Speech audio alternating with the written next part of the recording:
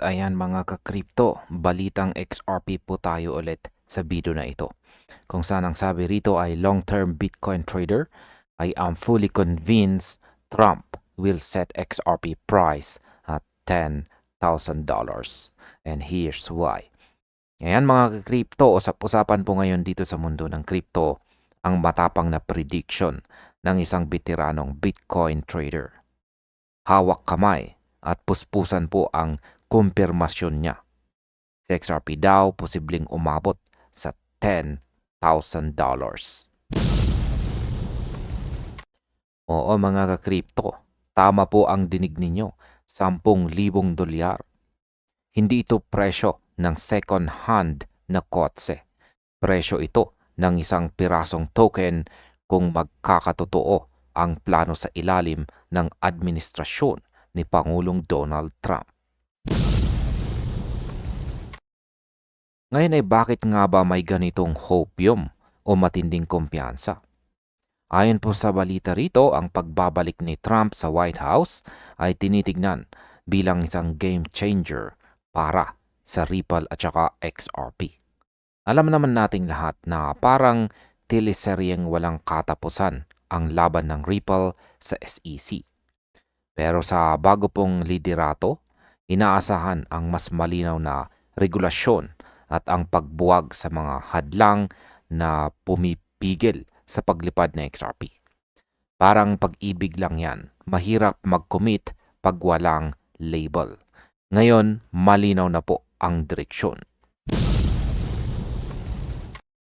Ngayon, ang main argument po ng trader na ito ay hindi lamang po basta hype. Nakabase po ito sa potensyal na XRP na maging global reserve asset. Isipin po ninyo mga ka-crypto, kung sa XRP ang gagamitin para sa lahat ng international settlements at cross-border payments ng mga bangko sa buong mundo, kailangan po ng mataas na liquidity. At para mangyari po yan, kailangang mataas din ang presyo nito. Mahirap naman po kasing mag-settle ng bilyong-bilyong dolyar kung ang value ng token mo ay barya-barya lang, di po ba? Parang pilit na pinagkakasya ang isang elepante sa loob ng tricycle.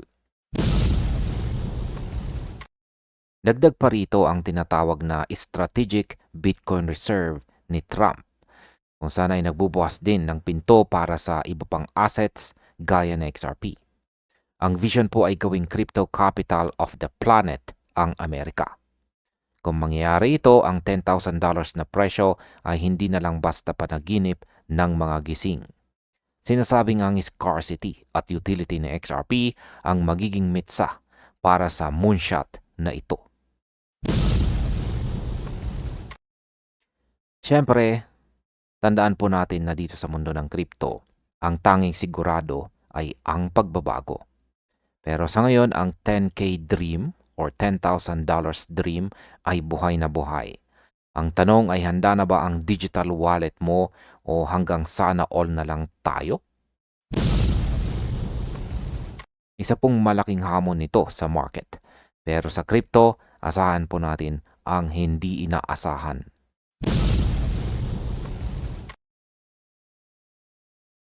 At ayan, sabi naman sa balitang ito, Pundit shares major White House XRP bombshell update. Yan, may mga balitang parang chismis lang sa kanto. Pero ito, diretso mula sa White House. Usap-usapan po ngayon ang isang bombshell update tungkol kay XRP na siguradong magpapagising sa diwa ng mga crypto holders. Hindi na lang ito basta-basta chika. Ito ay usaping regulasyon at ang posibleng papel ng digital assets sa ekonomiya.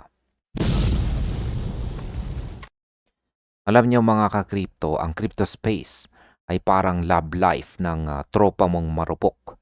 Puno ng excitement pero madalas magulo.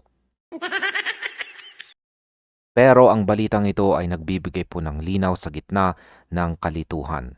Ayon po sa mga ulat, ang White House ay nagpapakita ng mas matinding interes sa pag-finalize ng framework para sa mga cryptocurrencies tulad ni XRP. Ngayon ay bakit nga ba ito mahalaga? Simple lamang po mga ka-crypto. Kapag may malinaw na rules, mas panatag po ang mga institution na pumasok. Hindi na ito yung bahala na si Batman strategy. Ngayon ang main point po dito ay ang clarity. Matagal nang nakikipagbuno ang Ripple sa mga legal na issue. Pero ang bagong update na ito ay tila nagsasabing malapit na po ang finish line. Sinasabing ang US administration ay naghahanap ng paraan para hindi mapag-iwanan ang Amerika sa usaping financial technology. Isipin mo, parang nagpapa-reserve ka na ng pwesto sa buffet habang ang iba ay naghahanap pa lang ng parking. Ngayon ay ano po ba ang epekto nito sa market? Kapag ang White House na ang nag-ingay, asahan mong tataas ang volume ng usapan. Hindi lang ito tungkol sa presyo, kundi sa legitimacy ng asset.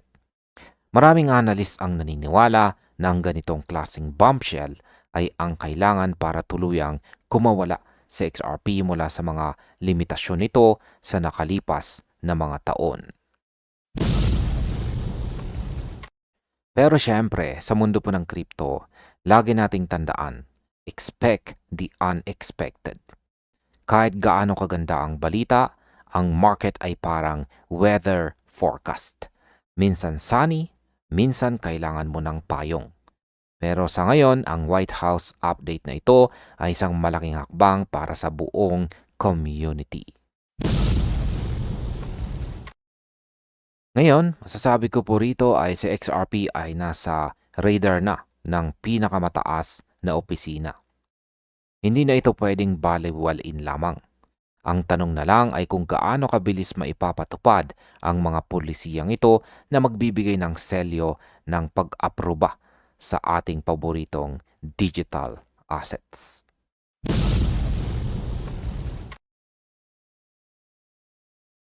At ayan, sabi naman sa balitang ito ay XRP is by far the most used asset on the XRPL. Here is the proof. Ayan, seryosong usapan muna tayo tungkol sa XRPL o XRP Ledger. Alam nyo ba na sa dami ng mga bagong tokens, stablecoins at kung ano-ano pang digital assets na nagsulputan sa network na ito, may isa pa ring hari na hindi matibag-tibag. Yan po ay walang iba kundi ang XRP mismo. Akala na kasi ng iba dahil ang daming project sa XRPL, baka natatabunan na ang main asset. Pero base po sa pinakahuling data mula sa XRPL services, malinaw pa sa sikat ng araw. XRP is by far the most used asset. Kumbaga sa party, si XRP ang may-ari ng bahay, ang DJ at siya pa ang tagaluto ng pulutan. Ngayon ay pag-usapan po natin ang numero para hindi tayo puro hinala. Sa kasalukuyan, mahigit 5.1 million accounts ang may hawak ng XRP. Kumpara mo yan sa ibang assets sa loob ng ledger. Parang karera ng Pagong at Ferrari ang layo. Ang sumunod na asset na isang stablecoin ay nasa 150,000 accounts lamang. Napakalaki po ng agwat, di po ba? Parang height lang ng pangarap mo at ng aktwal na laman ng wallet mo. Magkalayong magkalayo. Ngayon ay bakit nga ba ito mahalaga? Yan, mahalaga ito kasi ito ang patunay na ang utility ng XRP ay hindi lang drawing. Ginagamit ito sa halos lahat ng transaction fees at bilang pangunahing bridge currency. Habang ang ibang tokens ay kailangang dumaan po sa trust lines para matrade, si XRP ay native sa ledger. Ibig sabihin, hindi po niya kailangan ng permiso kahit kanino para gumalaw. Independent po siya. Parang yung friend mong ayaw magpalibre kasi baka sumumbat ka balang araw. Bukod po sa dami ng mga holders, ang transaction volume ay humahataw din. Sa loob ng isang araw, milyong-milyong XRP ang naglilipana sa network para sa payments. Yan, DEX trading at saka NFT operations. Kahit may mga issues ang crypto market sa labas, ang loob ng XRPL ay parang palengke sa linggo ng umaga. Napaka-busy at punong-puno ng aktibidad.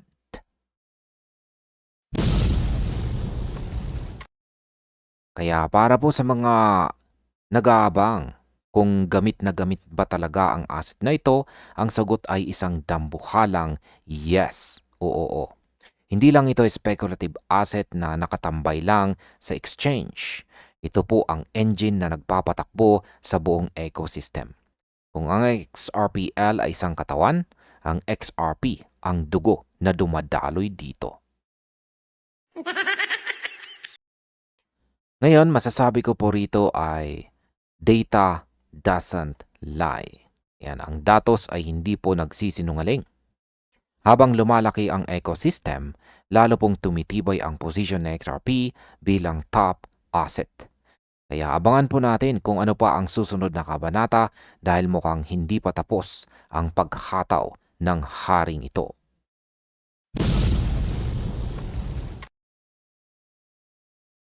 At ayan, ang sabi naman sa balitang ito ay this statement proves Eric Trump's connection with XRP. Alam nyo ba yung pakiramdam na akala mo chismis lang tapos biglang naging resibo? Parang yung tropa mong sinabing nag-move on na ako pero naka-heart pa rin sa post ng kanyang ex. Ganito ang eksena ngayon sa mundo ng crypto dahil kay Eric Trump at ang kanyang special connection daw. Yan at ang kanyang special connection daw kay XRP. Kaya pasabog po tayo dyan. Kamakailan lamang po ay nag-viral ang video ni Eric Trump dito kung saan ay hindi lang siya basta nag-mention ng crypto. Direkta po niyang sinabi na kilalang kilala niya si Ripple CEO Brad Garlinghouse. Sabi niya, I know Brad very well and XRP. He's done a great job. Yan po yung kanyang aktual na video na nag-viral. Isipin po ninyo yun. Hindi lang sila Facebook friends, personal silang magkakilala. Sa mundo ng finance, kapag ang isang Trump ay nagsasabing, I know him very well, hindi lang yan basta batian sa hallway. Indikasyon yan na malalim ang alam niya sa takbo ng Ripple. Para tuloy tayong nanonood ng teleserye kung saan ang bida ay unti-unting nagbubunyag ng secret weapon.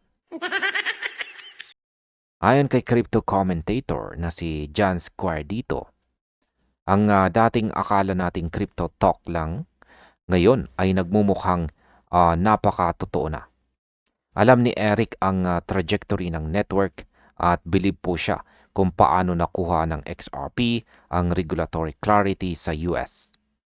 Under Brad's leadership, si XRP ay parang yung estudyanteng laging nabubuli ng SEC pero sa huli, siya pala ang magiging valedictorian.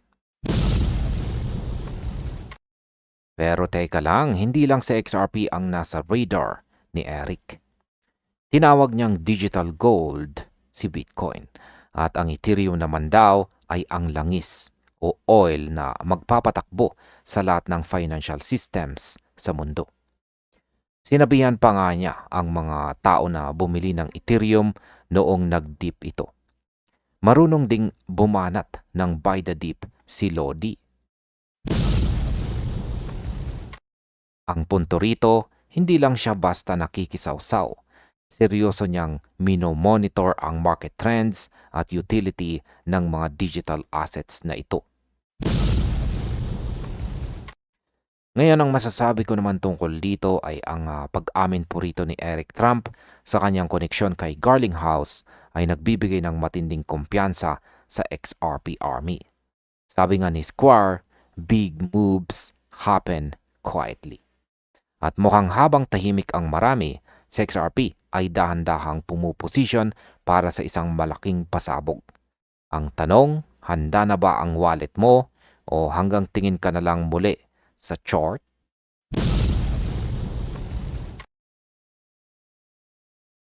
Ayan, sabi naman sa ating sunod na balita rito. Meron pong analyst na nagsabing most XRP holders still don't understand what they hold. Yan, akala mo ba dahil may XRP ka sa wallet mo, i-gets mo na ang takbo ng mundo? Yan, isang sikat po na analyst ang bumasag sa trip ng marami. Sabi niya, karamihan daw sa mga XRP holders, hindi talaga alam kung ano ang hawak nila. Parang pag-ibig lang yan. Akala mo, the one na, yun pala, collateral damage ka lang.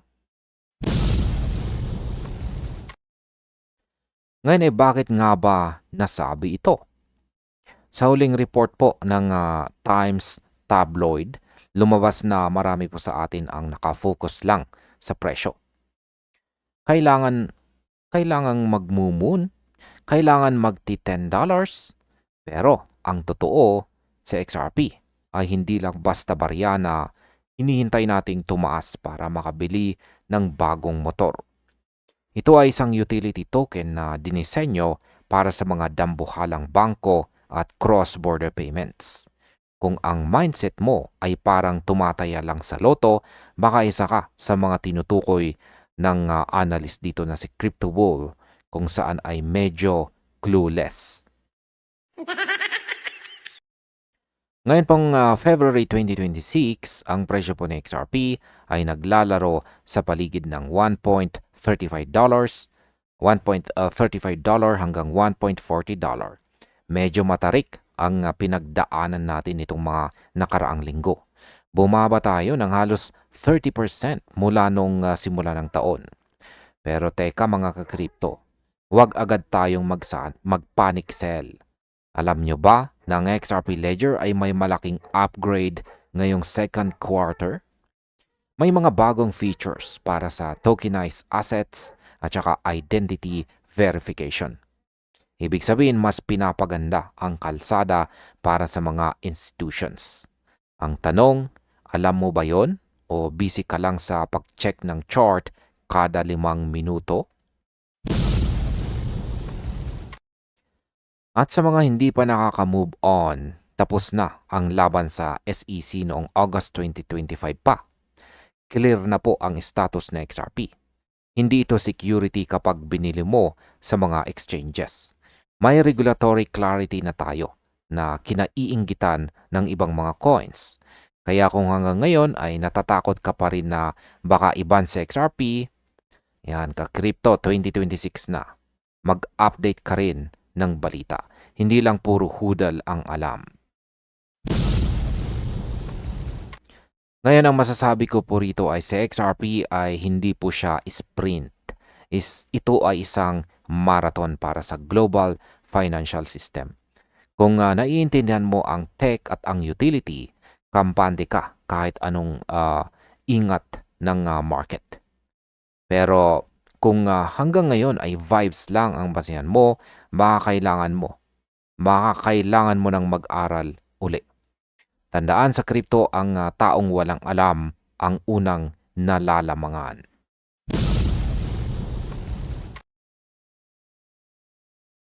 At ayan, ito na po ang ating panghuling balita sa video na ito tungkol kay XRP. Sabi rito ay veteran analyst who predicted every XRP crash says $1 is coming. Yan, makinig po ng mabuti dahil ang usapang XRP ngayon ay hindi lang basta chismis sa kanto. Ito ay galing po sa isang veteran analyst na may track record na mas accurate pa sa hinala ng nanay mo. Ang analyst na ito na kilalang nakahula sa bawat pagbulusok na XRP noon ay may bagong pasabog. Ang $1 price target ay abot kamay na. Sa mga nakarang araw, parang roller coaster ang buhay ng mga XRP holders. Pero ayon po sa technical analysis, ang tinatawag na correction phase ay tila patapos na. Kung titignan po ang chart, may nabubuong pattern na tinatawag nilang bull flag. Para sa mga hindi po teke, isipin po ninyo na lang na parang buweltada ito bago tumalon ng mataas. Ang target, hindi lang basta pagtaas, kundi ang pagbasag po sa psychological barrier na $1 mark. Ngayon bakit po ba ito mahalaga? Kasi sa mundo ng crypto, ang $1 ay hindi lamang po numero. Ito ay simbolo ng I told you so para sa mga nananatiling matatag. Ayon po sa source, ang momentum ay lalong lumalakas habang ang Ripple ay patuloy na nakakakuha ng mga strategic partnerships sa labas ng korte. Ang legal battles na dati ay parang teleseryeng walang katapusan ay unti-unti nang nagkakaroon ng linaw na nagbibigay ng kumpiyansa sa mga investors. Pero syempre sa crypto wala pong forever na sigurado. Ang analyst ay nagbabala rin na kailangan manatili ang suporta sa kasalukuyang price level.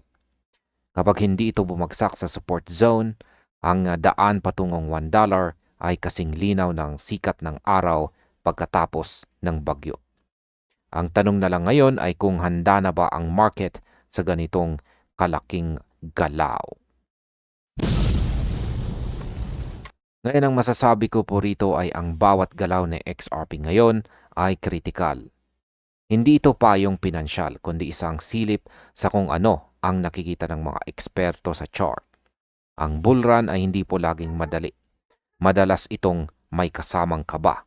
Pero sa dulo, ang mahalaga ay ang tamang impormasyon at saka tamang timing. At ayan mga ka-crypto, hanggang dito na lamang po tayo sa video na ito. Marami pong salamat sa panunood.